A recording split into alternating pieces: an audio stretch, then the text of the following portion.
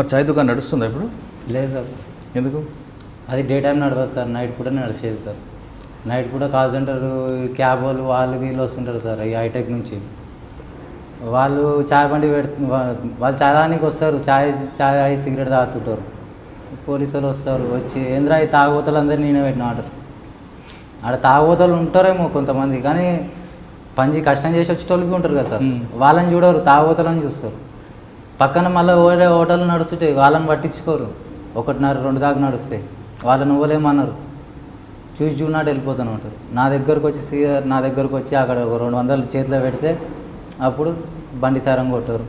ఈరోజు డ్యూటీ సారుతుందిరా, ఆ టైంకి జర పబ్లిక్ లేకుండా చూసుకో అని చెప్తారు. లేదంటే నాకు ఇప్పుడు పెట్టాలని ఇంట్రెస్ట్ లేదు సార్ చాయ్ బండి. వాళ్ళు పెట్టించారు, కానీ వాళ్ళు పెట్టించిన వాళ్ళు వెళ్ళిపోయారు కదా సార్. ఇప్పుడు వచ్చిన వాళ్ళు మాత్రం నన్ను నా బూతులు తిట్టారు సార్. ఎట్లా అంటే బంజాయి షాప్ కుల్లా చెప్పాలంటే ఇట్లా బంజారా షాప్ ఎవర్రా పెట్టించిన వాళ్ళు లేడరా పో బంజాయి ఫస్ట్ సిటీకి తీసుకొని బొక్కలు అయితే దింగుతా ఇప్పుడు నేను అని చెప్పాను. నేరేడ్మెట్ వాళ్ళ సార్? నేరేడ్మెట్ పోలీసులు? నేరేడ్మెట్ పోలీసు అంటే ఆఫీసర్లే సార్. మళ్ళీ కానిస్టేబుల్ బతుకురా అని చెప్పేటోళ్ళు ఉంటారు సార్. ఎందుకంటే వాళ్ళు అదే పిఎస్లోనే చేస్తారు కొన్ని సంవత్సరాల నుంచి. నాకు పెట్టించినప్పుడు ఉన్నారు కాబట్టి వాళ్ళు ఏమనలేకపోతారు. ఎస్ఐలు సిఐలు మారిపోయారు, వాళ్ళకి తెలియదు నా బతికేంది, నా జీవితం మీదనే తెలియదు. నేను నా కన్ను పొడగొట్టుకొని సగం చచ్చిపోయి ఉన్నాన్ని అసలు సార్ వాళ్ళు ఏదో హెల్ప్ చేసి పెట్టించారు. నేను తప్పు పని చేసిన అది నేరేడ్మెట్ చివరసలో పెట్టుకున్నా. అది డే టైం నడవదు, నైట్ పూట నడిచే చేపని. ఇక ఆడ ఇప్పుడు డే టైమా నడుస్తలేదు, నైట్ పూటనా పెట్టనిస్తలేరు. ఏం చేయాలో అర్థమవుతలేదు. ఒకసారి మొన్న మధ్యలో పెడితే సిఐ సార్ వచ్చిండు. ఫస్ట్ బంజారా అని చెప్పి తీసుకొని పిఎస్లో కూర్చోబెట్టింటారు. పైసలు గీసలు అన్న వాళ్ళు కొట్టేసారు. బండ్లో కూర్చోబెట్టేసుకున్నారు సార్. ఒక్కరినే ఉంటారు రాత్రి పూట బీడ. చేయి కింద ఒక మనిషి ఉంటాడు, నన్ను తీసుకొని పిఎస్లో కూర్చోబెట్టిండు.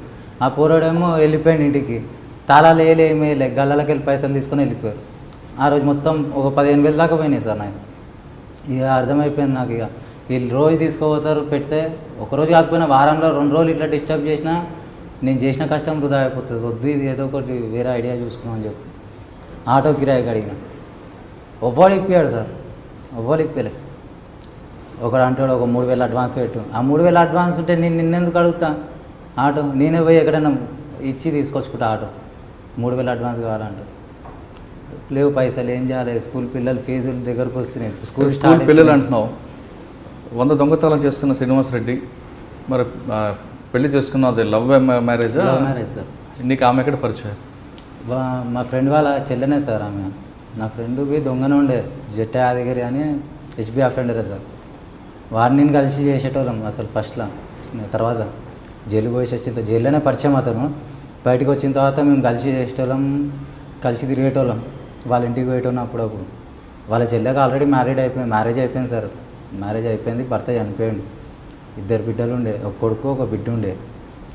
ఇక కొడుకుని వాళ్ళు వాళ్ళ అత్త వాళ్ళు తీసుకున్న తర్వాత బిడ్డని ఈమె పెట్టుకున్న తర్వాత ఇక నేను వాళ్ళ ఇంటికి మారిపోయినా కదా సార్. మారిపోయిన తర్వాత ఇక అప్పుడప్పుడు వాళ్ళ ఇంటికి పోయేటోని. ఇక ఆమెను చూసినప్పుడు అలా నా జీవితం ఇట్లా నాగమైపోయింది.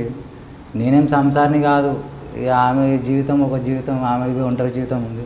ఇద్దరం కలిసి బతకొచ్చు అని చెప్పి ఆమెకు చెప్పి, ఆమె నీకు నచ్చితే పెళ్ళి చేసుకుంటా అని చెప్తే ఆమె ఒప్పుకుంది.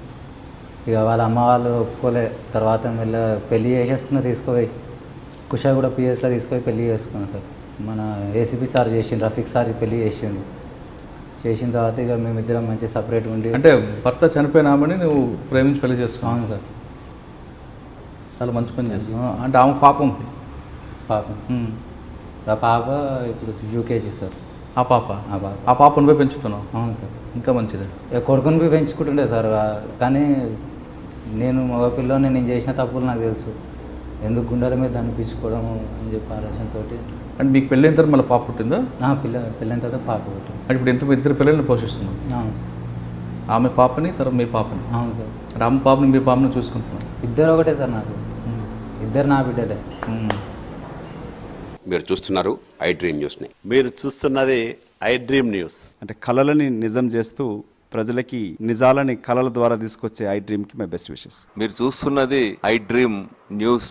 మీరు చూస్తున్నారు I dream channel. For more videos please subscribe I dream. మరిన్ని వీడియోల కోసం